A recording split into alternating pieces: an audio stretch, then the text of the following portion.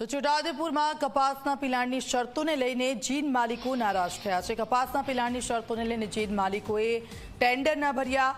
સીસીઆઈના વાંકે બજારોમાં કપાસ વેચવા માટે ખેડૂતો બનશે મજબૂર। જિલ્લાની 25 જેટલી જીનોને લાગી જશે તાળા। જિલ્લાભરની એપીએમસીને શેષ ફીની આવકમાં થશે મોટું નુકસાન। સીસીઆઈના નિયમોને લીધે જીન માલિકોએ પિલાણ માટેની તૈયારીઓ ન દર્શાવી।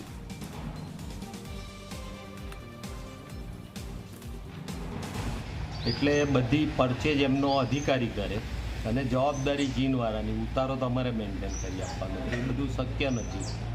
અને એવી રીતે નુકસાન કરવાનું હોય તો એના લીધે જ એના અનુસંધાનમાં જ બધી જીનોવાળાએ મધ્ય ગુજરાતમાં જેટલી જીનો આવે છે 35 એટલે 35 જીનવાળાએ બધાએ થઈને એવું નક્કી કર્યું કે આપણે ટેન્ડરિંગ નથી કરવું।